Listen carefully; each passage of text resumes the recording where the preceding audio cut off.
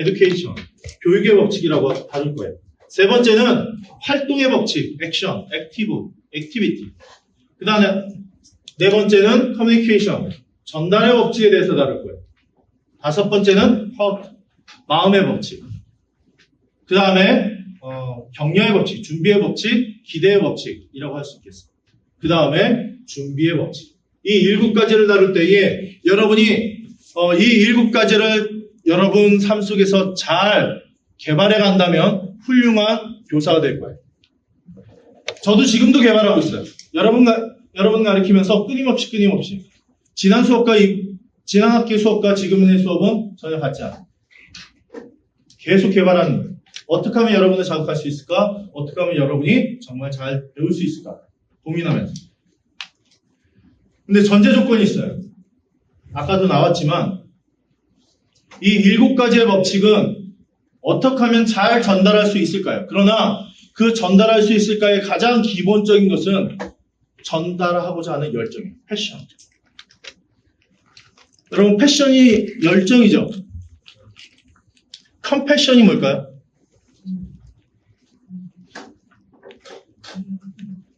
긍휼. 컴패션이라는 것은 컴은 무슨 뜻이냐면 성경에는 긍휼로 나오죠. 예수님이 무리를 보시고 긍휼히 여기셔서 가르치셨다라고 했어요.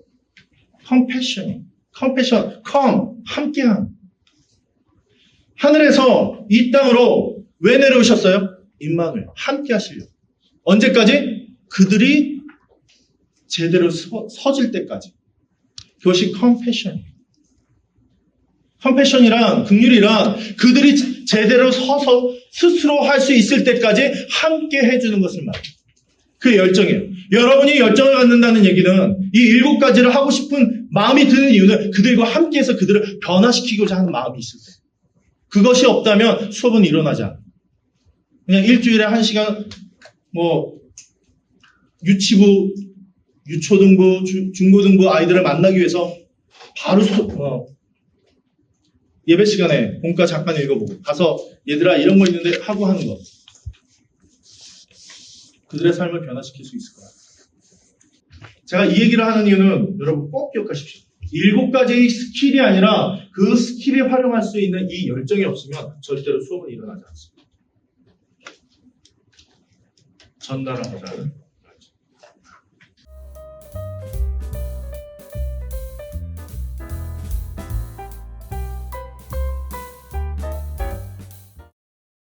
제가 가르치는 이 수업 중에서 제일 먼저 여러분이 익혀야 되고 중요하다고 생각하는 것 중에 하나가 이거예요. 가르치는 이의 법칙. 자, 우리 교육 현장으로 한번 떠나볼까요? 자, 생각력이. 반장이 한번 읽어봐 주실래요? 초등학교 5, 6학년 학생들과의 대화 중 언제부터 교회 다니기 시작했니? 아주 어릴 때부터 주일학교에 대해 어떻게 생각하니? 학교랑 별로 다른 게 없어요. 다를 게 없다고? 따분하거든요. 왜? 자리에 앉아 있어야 되고요. 또 이것저것 외워야 돼요. 뭘 외우는데? 성경 구절이요. 다 외우면 선생님들이 사탕을 주세요. 최근에 다 외워서 사탕 받은 구절 지금 외워볼 수 있겠니? 기억이 안 나는데요. 왜? 그렇다면 혹시 무슨 뜻이었는지는 생각나니? 아니요. 제 기억력이 별로 안 좋은가 봐요. 그러면 지은아, 어떻게 하면 천국에 갈 수 있을까? 공부 열심히 하면. 자, 이 수업은 굉장히 훌륭한 수업이네요. 뭘 해도 박수 되고, 호응이 되고. 감사합니다. 읽어주셔서. 근데 사실 좀 마음이 무거워요. 여러분, 우리의 교육 현장이 이렇지 않아요. 그냥 아이들 달란트 시장에서 뭐 출석했으면 하나 주고, 외웠으면 하나 주고, 잘 들었으면 하나 주고. 여러분이 수업할 때 교회에서 가장 많이 하는 말, 야, 좀 가만히 있어! 일로 와봐! 가 아닌가.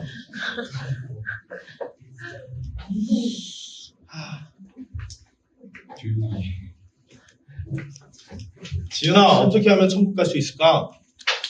공부하면, 암송하면. 학교와 별반 다르지 않아.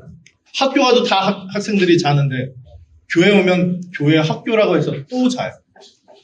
아니면 열심히 뛰어놀아요. 집중 못해요.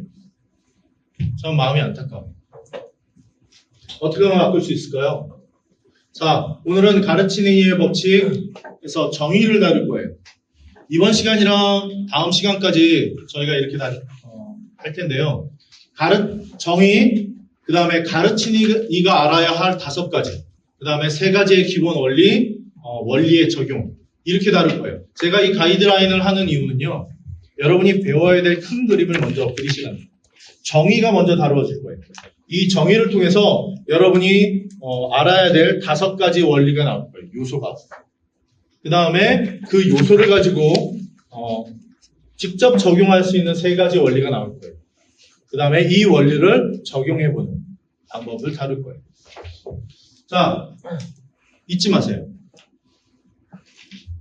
뭔가요? 젖병을 들고 있죠. 저희 집에서도 얼마 전까지 볼 수 있었던 사건이. 그런데 우리 교회 현장에서 이러한 일들이 일어나고 있습니다. 누군가요? 어른이. 그런데 아직도 기저귀 차고 젖병을 들고 있습니다. 우리 교육 현장에 이렇다는 겁니다. 성숙돼야 되고 자라가야 될 사람들이 아직도 먹여줘야 되고 아직도 챙겨야 되고 아직도 기저귀 갈아달라고 말하고 있어요. 잘하고 있지 않다는 거예요.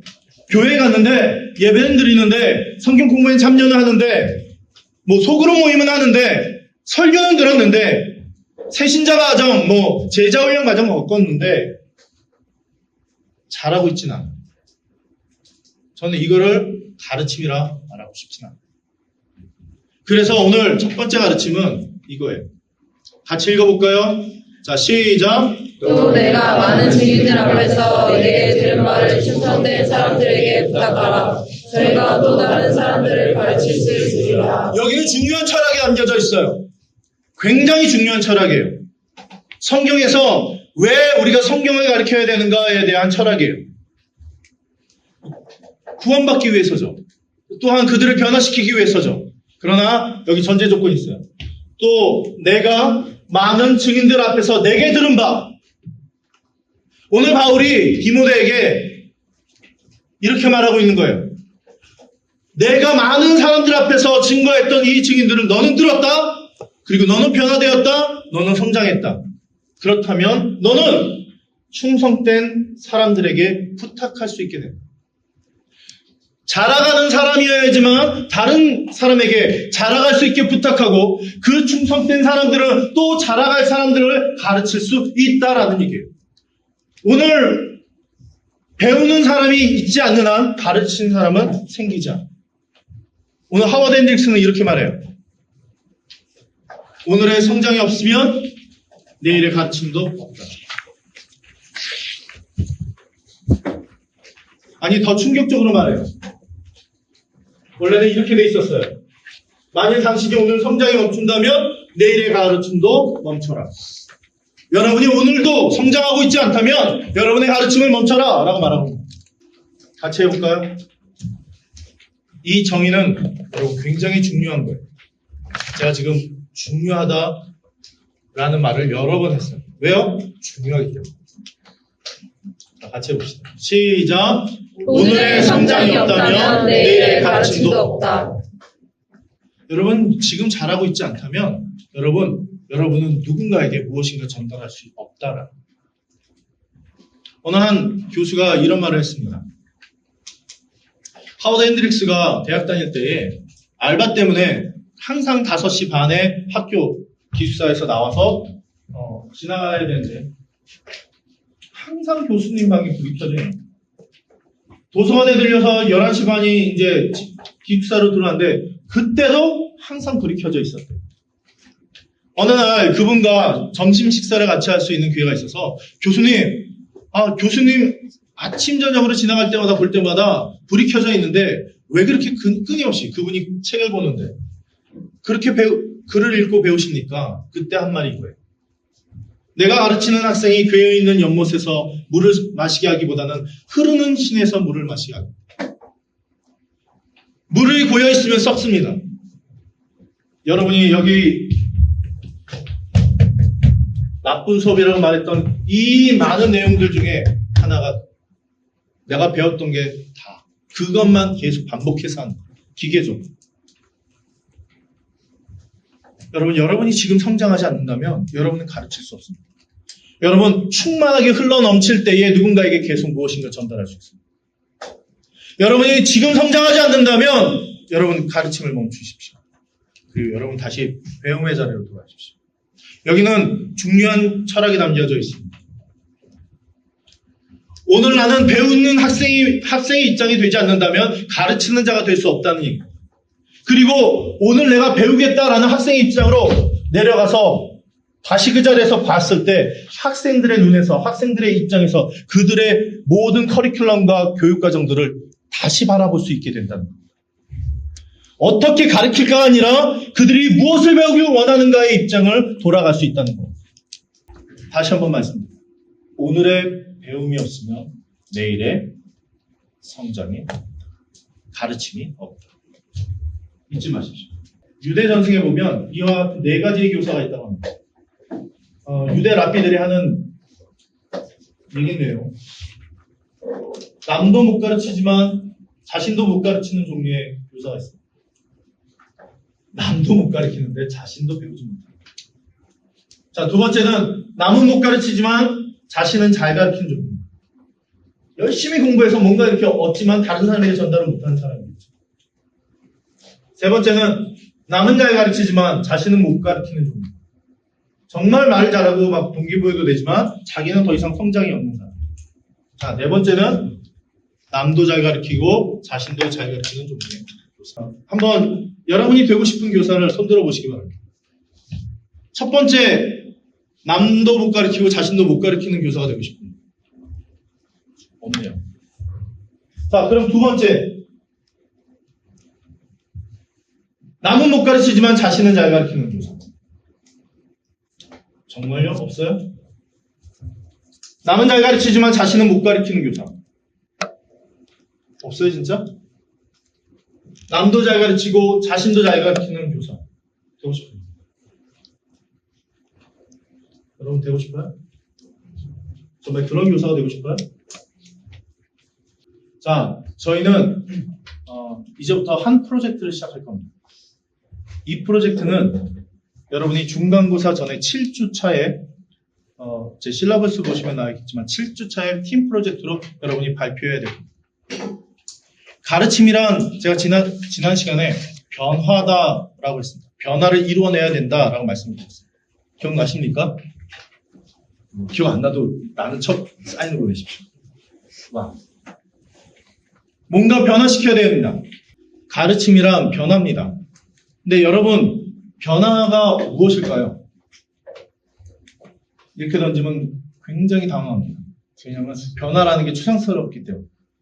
근데 변한다는 건 누군가를 변화시키게 한다는 것은 어려운 일이기도 하지만 쉬운 일이기도 합니다. 어떤 한 학생이 이랬습니다. 제가 그 학생을 보면서 참 대단하다 생각을 했는데 세바시에 나온 대학생이었습니다. 대학생이었는데 자기가 살아가는 이 세상을 무엇인가 좀 유익하게 바꾸고 싶더래요. 대학생이네.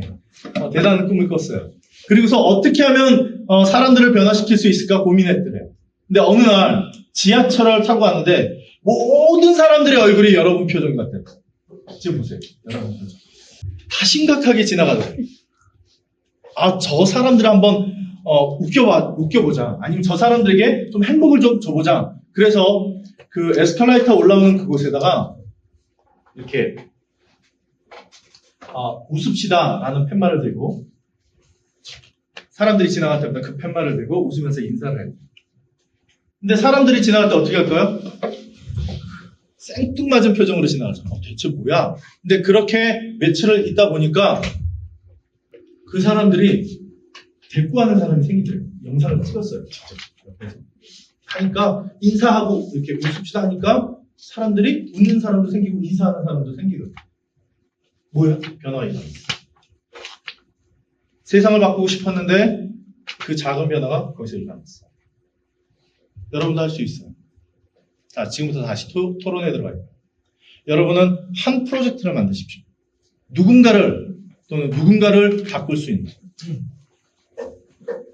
그 프로젝트를 여러분은 시행해서 7번째 되는 주에 발표할 겁니다. 이게 팀 프로젝트의 첫 번째 편. 지난 학기에 이 미션을 내줬을 때 얼마나 재밌는 일이 있었냐면 학생들이 누군가를 변화시키자. 그때 어떻게 했냐면 고민하다가 얘네들의 눈에 띈 게 뭐냐면 채플 시간이에요. 채플 시간이 다 딴짓하고 막 시무룩하고 막 이런 분위기예요. 그래서 얘네들의 미션이 뭐냐면 팻말을 들고 일어나서 예배합시다. 이 팻말을 들고 예배 들어갈 때 서 있고 1학년 학생이 담대하게 되고 그리고 예배 때 일어나서 직접 찬양을 하는 거예요. 근데 나중에 발표할 때는요 많은 사람이 겹쳐 일어나서 같이 은혜롭게 예배드리고 영상을 찍어왔어요. 너무 잘했다고 칭찬해줬어요. 또 어떤 클래스에는 이랬어요. 자신들이 변화시키고자 했는데 그들의 눈에 들어온 게 누구였냐면 1학년 학생이 한 학기 지나고 2학기인데 혼자 밥 먹는 아이가 보이더래요.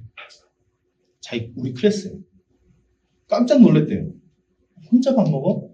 그래서 그 학생을 위해서 같이 가서 밥 먹어주기 시작하고 또 어떤 학생이 수업에 참여를 제대로 못하니까 잘 못 챙기는 거예요. 그래서 과제물 있으면 과제물 미리 체크해주고 그러면서 수업에 잘 참여하게 서로 도와줍니다. 변화가 생기기 시작했어요. 그들이 고백할 때에 자기들이 충격을 받습니다. 혼자 밥 먹는 아이들이 없어지기 시작했어요. 그리고 서로 챙겨주기 시작합니다. 변화가 일어났어요. 큰 변화든 작은 변화든 여러분 변화를 한번 만들어 보십시오. 자, 지금부터 논의를 할게요.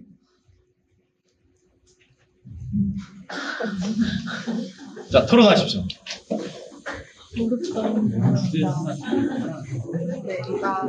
미션을 하나 드리는 겁니다.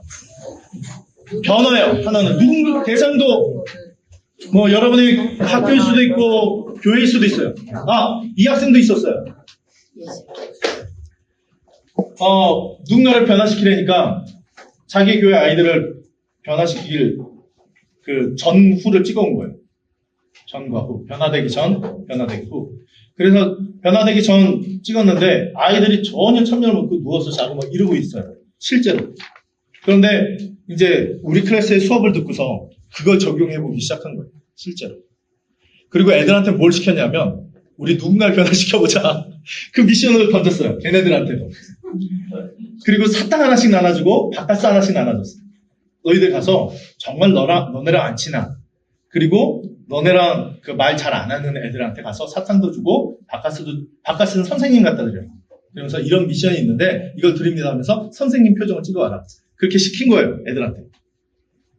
학교가 변했어요. 선생님이 행복해하면서 또한 그 처음에는 사탕 주니까 왜 그래 막 이러던 아이들이 더 친해지고 행복해하는 모습을 실제로 찍어왔어요. 변화되었어요. 여러분 가르침이랑 오늘 여러분도 배우고 남도 배울 수 있는 가르침이랑 오늘 제가 제일 처음에 한 말 기억하십시오.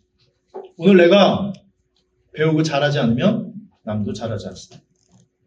그렇다면 오늘 내가 변화되는 것을 경험하지 않는다면 남이 변화되는 것을 그림을 그릴 수가 없습니다. 자,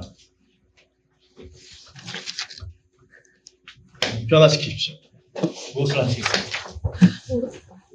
제가 오늘의 배움이 없으면 내일의 가르침도 없다라고 말씀드렸죠. 여러분이 변화하지 않으면 남도 변화시킬 수 없습니다.